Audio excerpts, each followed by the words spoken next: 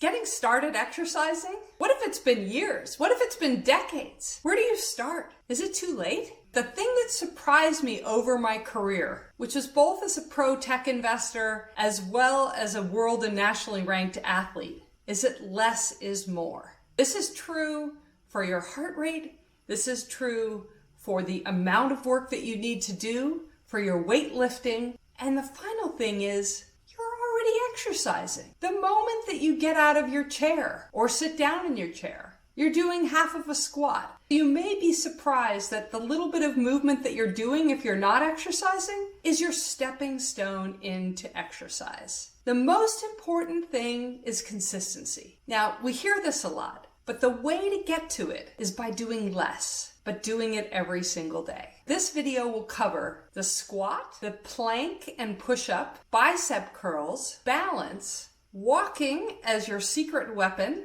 and then quickly talk about the equipment that you might need or might not need.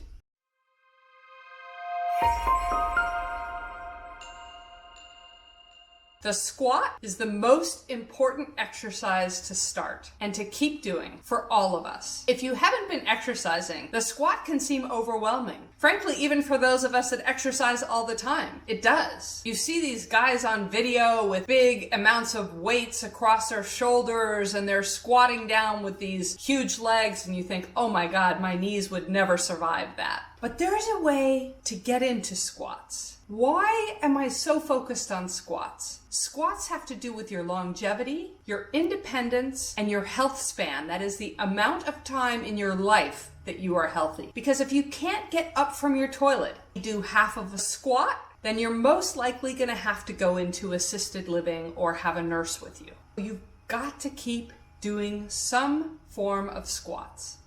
Now, if you have difficult knees or troubles with your knees, talk to your doctor. I want to share with you some ways that you can get into squats and have it not be so overwhelming. First, every time that you get up from the dinner table, from the couch, from the toilet, you're doing half a squat. You're already doing squats. The key is to repeat them a couple of times. And if you want to have more of a plan, you can grab a stool that's not quite as low and then just sit down on the stool and stand up. As you sit down on that stool, try not to plop down, try to lower yourself, and that's the lowering part of the squat. And then as you stand up, try to stand up in a mindful way. Maybe repeat this 5 times in the first day, and then 10 times after a couple of days. The most important thing is to do it consistently. So 5-7 times a week. What I end up doing is I get out of bed, just do 10 air squats. What's an air squat? That means I don't have any weights, just in the air. I lower my knees as much as it feels comfortable, and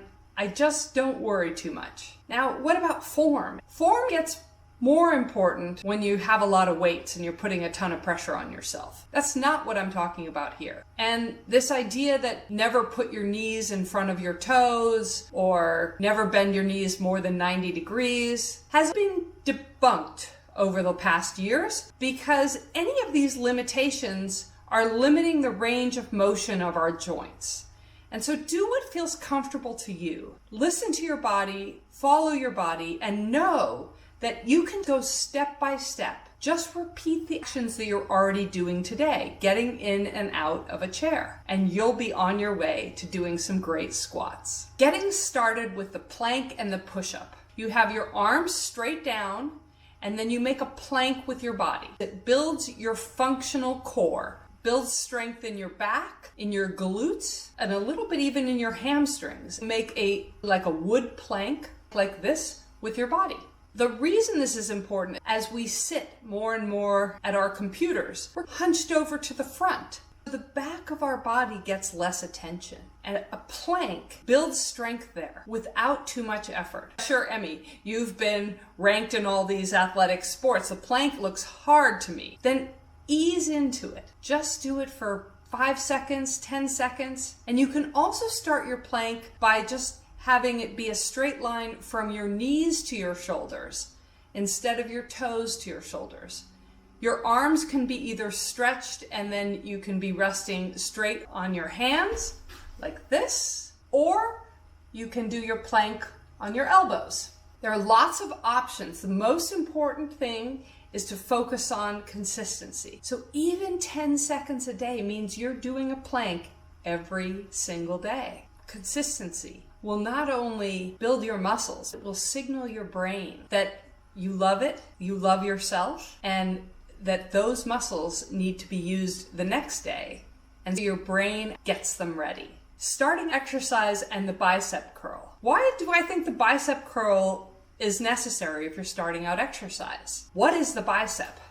The bicep is this muscle right here. What I'm talking about when I talk about starting out exercise is being able to have a longer health span, being able to really enjoy your life. And the bicep is key in picking up things and picking up grandchildren and children and moving things. It's part of our functional life. We'll get an additional benefit because when you pick something up and curl your bicep, your fingers and your hands get stronger. You say, maybe I don't want to get so big, or maybe I'm going to get injured, or I've got bad shoulders. Of course, talk to your doctor. Every time you lift a kid, or you lift a milk carton, or you move something, you're using your bicep. You're already doing bicep curls. The next thing to do is to do them with mindfulness and to repeat them. You don't even need weights. You can find something that weighs a little bit or a little bit more and simply lift it repeatedly. You want to try to keep your core tight and your back aligned, and just think about your bicep and feel your bicep moving, not your whole body moving. It doesn't take a lot. You can do it with bands. But again, you don't need any equipment to do a bicep curl. You can just find something that is a comfortable weight, and when you lift it enough times, you will feel a little burn in your bicep. The most important thing is to do it consistently, not to do something big or something that's going to take a bunch of time in any one day. Balance is another area, like squats, where you can add to your health span, the amount of your life that you are independent and healthy. How do you get started? And what if you don't feel like you have good balance? My answer is to ease in. One thing you can do that I do is compound exercise. If you're already doing something, you can lighten the load of one foot. Instead of having both feet firmly on the ground, have one foot and then the ball of your other foot. Bend your knee a little bit, bend your ankle a little bit, and just let that knee come forward and try to keep the rest of your body stable and still. Try not to lean over one way or the other, and feel how that feels. And that's your first step to balance. The next step can be similar to a yoga pose called the tree, where you take your heel of the foot that you're going to lift and put it next to the ankle of the other foot. You're still resting on that toe, but you make your base a little more narrow. Your body gets used to this idea of staying only on one foot. And then as you get comfortable, you can play around and have some fun with it. Lift your knee up for a short amount of time, for a long amount of time. Take your knee to the side. Lift your whole leg up straight. There's all kinds of fun things you can do with balance. One thing I enjoy is to do my bicep curls with one knee bent. Fun actually builds our consistency. You can mix and match any way that you want, so long as you get started and build that consistency. If you're enjoying this video so far, which I hope you are, go ahead and subscribe, and then we'll jump into the second half. Walking can be our secret weapon to getting started in exercise. Most of us walk around the apartment, walk around our house, walk to the store, walk our dog. We're already doing it. And the great thing about using walking as a foundation to getting started in exercise is that it gives you so many benefits. Going out in nature improves your vagal tone and allows you to calm down faster. Being in the sun gives you more vitamin D, which has all kinds of health benefits. Walking and exercise and improved vagal tone lead to more optimism. Many of us that run, myself included, end up running too fast. So we're actually not building aerobic capacity versus brisk walking, which can build aerobic capacity consistently with less injuries. So how do you get started walking? If you're going to walk a little bit more, just 10 minutes at a time, 15 minutes at a time. Make sure that nothing is stopping you by being overwhelmed by a huge time commitment to walking. Do it briskly, mindfully, enjoy it. Maybe call a friend, connect with someone when you're walking, or go for a walk with someone. It is your secret weapon, and do it 10 minutes at a time every day. Getting started exercising? What equipment do you need? My answer is none. I still will tell you what equipment that I use, but at the end of the day, think about our ancestors. They walked, maybe barefoot, maybe in sandals. They hunted, they lifted their kids, they moved boulders. All of these kind of things are basically walking, body weight exercises, and lifting things around the house. As long as we do it repetitively, we are going to build muscle, we are going to build strength. Consistency is where you want to go with this. 10 minutes at a time, you can do a great first workout, ease into it, and don't get so overwhelmed with needing equipment or needing a huge amount of time. Now I want to share with you the equipment that I do use in case it's helpful for you. I really like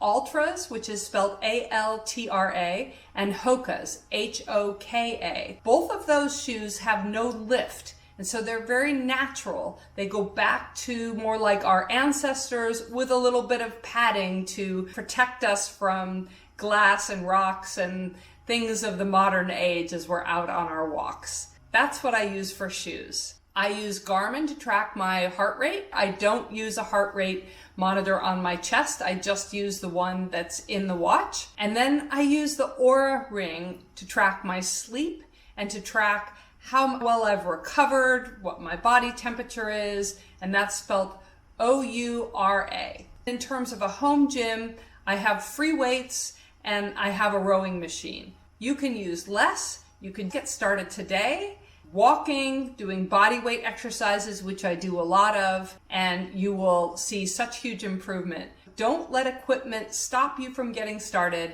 I hope that you enjoyed this video, and I hope you'll get started exercising just a tiny bit every day. And know that you're already doing a squat. You're already doing bicep curls. Balance is so important for all of us. We all already are walking. We don't need any equipment, although it's fun to have it sometimes. What are you going to do? And what opened up for you that is something that you want to ask, want to learn more about? And will you get started today, right after this video? Let me know. I hope you like this video. Hit subscribe if you want to see more. And check out my other videos. To join the best conversations on your health, you can find me in these channels on social media.